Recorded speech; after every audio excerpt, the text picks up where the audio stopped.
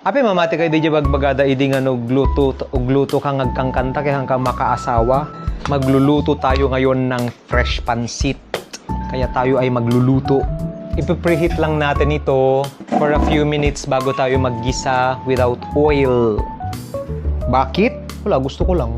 Preheating pa lang itong lutuan ko at hindi ako gagamit ng mantika at maraming tubig to cook this pansit. Wala lang ulit, trip ko lang.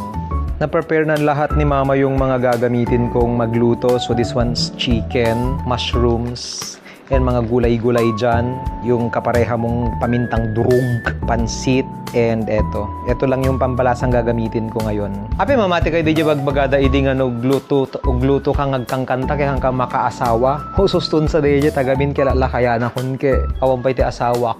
And I don't fucking care because I don't want to get married.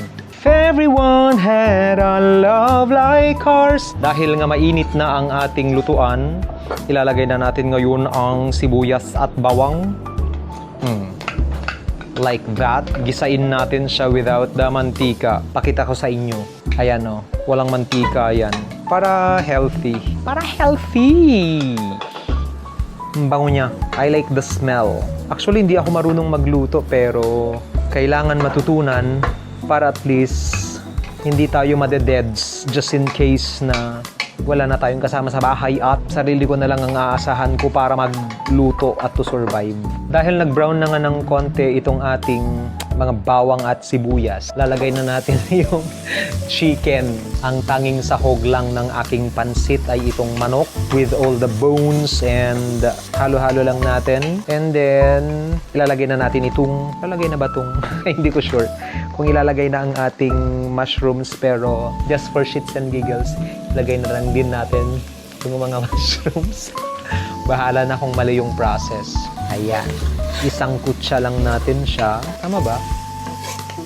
Ayun. Gisahin lang natin para mas masarap. And I think ilalagay na natin yung paminta dito. Tama ba? Kung wrong, di wrong. Sorry na. Ayan. Umuusok-usok pa. Cover lang natin sandali. Ilalagay na ba yung oyster sauce? Wag muna. Ilalagay na natin yung pansit. Tama ba? Lagay na natin yung nababad nating pansit kanina.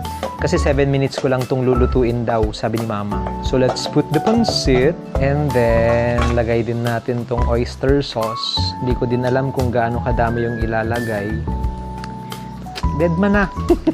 Maglagay din tayo ng mga gulay. So as you can see, last kong nilagay yung gulay kasi lagi niyong tatandaan that the vitamins and minerals na nakukuha natin sa mga gulay ay easily destroyed by heat. Kaya last ko siyang ilalagay para hindi siya ma-overcook, para crunchy pa din. Tapos sabi ni Mama, lagyan ko daw siya ng mainit na tubig na 1 cup daw. And yun na yung magpapaalsa ba? Magluluto sa mismong pansit. So 1 cup of water. And then i-cover natin.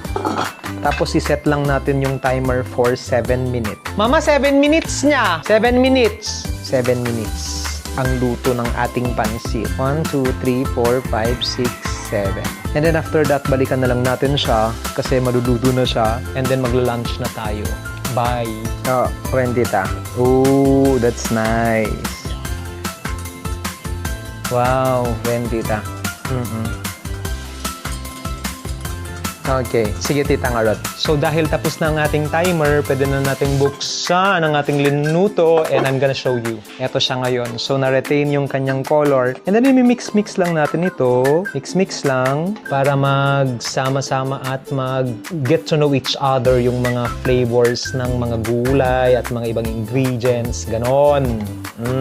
Until mahalo na din yung nilagay nating oyster sauce. Actually, sabi ni Mama, wag na daw ako maglagay ng asin kasi nga malasa na daw yung mga ingredients na iba. Tapos, maalat din nitong noodles. So, walang asin na ilalagay. Ang ilalagay ko na lang is oyster sauce. Gusto ko sana maraming betchin kasi mas masarap yung pansit na maraming betchin, di ba? Pero ayaw niya eh. And since we're trying to live longer, kailangan konti lang din yung mga ilalagay natin na hindi masyadong kaaya-aya sa katawan. Kaya hanggang oyster sauce lang and paminta ang ilalagay natin. No more asin na marami or betchin. Pero baka yung akin lalagyan ko ng betchin. So I think it's time to try. Kuha lang ko ng spoon.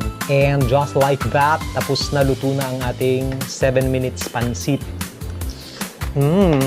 Malinamnam. Masarap. Lamangan tayong rodem. So excited to eat. Bye! Siyempre, inapuyak.